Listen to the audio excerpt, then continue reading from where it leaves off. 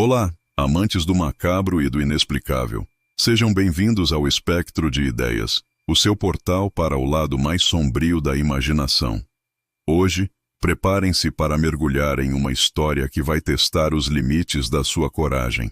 Apaguem as luzes, aumentem o volume e deixem que o medo os envolva, pois o que vocês estão prestes a ouvir pode mudar a forma como veem o silêncio da noite. Este é o eco silencioso da memória. No coração de uma floresta tão antiga quanto o tempo, onde as árvores se entrelaçavam como dedos esqueléticos e a luz do sol mal ousava penetrar, ficava a cabana de Elias. Não era uma cabana comum. Suas paredes eram feitas de madeira escura e retorcida, e o telhado, coberto de musgo, parecia curvar-se sob o peso de séculos de segredos. Elias, um homem de poucas palavras e olhos que pareciam ter visto demais, vivia ali em reclusão voluntária, fugindo de um passado que o assombrava mais do que qualquer fantasma. Ele era um cartógrafo, um mestre na arte de desenhar mapas. Mas seus mapas não eram de terras conhecidas. Elias desenhava os mapas da mente, dos labirintos da memória e dos recantos esquecidos da alma.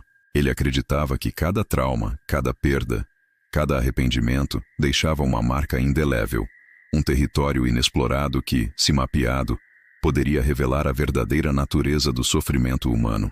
Sua mais recente obsessão era o mapa da memória de sua irmã, Clara. Ela havia desaparecido anos atrás, sem deixar rastros, e a polícia havia desistido do caso. Mas Elias não. Ele sentia a presença dela, um eco distante em sua própria mente, e estava determinado a encontrá-la, mesmo que isso significasse se perder nos corredores mais sombrios de sua própria sanidade. No centro da cabana, uma mesa de carvalho maciço estava coberta por pergaminhos antigos, canetas de pena e frascos de tinta. Ali, Elias passava suas noites, traçando linhas intrincadas, símbolos arcanos e paisagens abstratas que representavam as emoções e os pensamentos de Clara. Ele usava fragmentos de suas lembranças compartilhadas, sonhos recorrentes e até mesmo a caligrafia dela em cartas antigas para guiar sua mão. À medida que o mapa de Clara se tornava mais complexo, Elias começou a notar algo perturbador. As linhas que representavam a alegria e a esperança de Clara estavam se desvanecendo, substituídas por manchas escuras e emaranhados de linhas que pareciam gritar desespero. E, em um canto do mapa, um novo território começou a emergir. Um lugar que Elias não reconhecia, mas que o preenchia com um pavor gelado. Era um vazio, uma área em branco, sem traços, sem cores, apenas um abismo silencioso que parecia sugar toda a luz ao seu redor.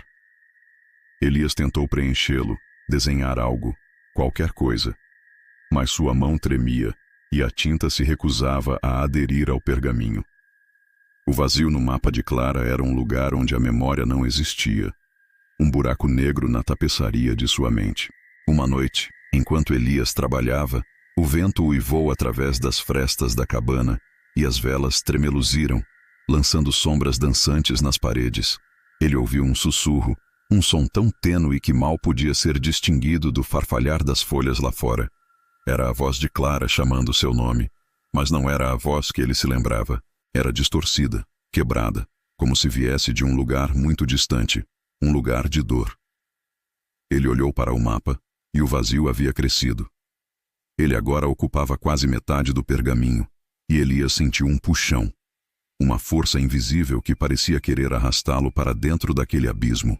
Ele tentou resistir, mas a voz de Clara se tornou mais forte, mais urgente, e ele sentiu uma dor aguda em sua cabeça, como se sua própria mente estivesse sendo rasgada. De repente, a cabana foi invadida por um frio intenso, e as velas se apagaram, mergulhando Elias na escuridão total.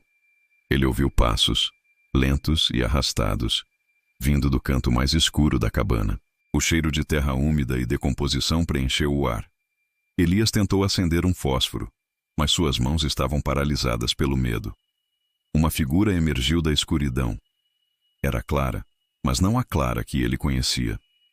Seus olhos eram vazios, sua pele pálida e translúcida, e seus lábios, antes cheios de vida, estavam agora rachados e secos. Ela estendeu uma mão em sua direção, e Elias viu que seus dedos eram longos e finos, terminando em unhas escuras e afiadas.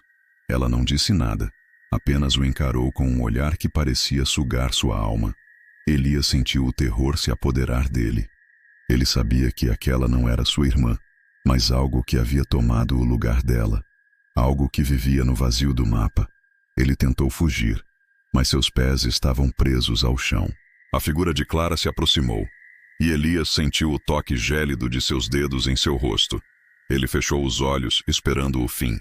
Quando ele os abriu novamente, a figura havia desaparecido. A cabana estava novamente em silêncio, e as velas estavam acesas, como se nada tivesse acontecido. Mas o mapa de Clara, o mapa estava em branco. Todas as linhas, todos os símbolos, todas as cores haviam desaparecido, deixando apenas um pergaminho vazio. E Elias sentiu um vazio em sua própria mente, um buraco onde as memórias de Clara costumavam estar. Ele tentou se lembrar do rosto dela, da voz dela, mas tudo o que encontrava era um eco silencioso, um sussurro distante que se desvanecia na escuridão. Elias havia mapeado o vazio, e, ao fazê-lo, havia se tornado parte dele. Ele continuou a viver na cabana, um cartógrafo sem mapas, um homem sem memórias, assombrado pelo eco silencioso de uma perda que ele não conseguia mais recordar. E assim, chegamos ao fim de mais uma jornada pelos corredores do terror.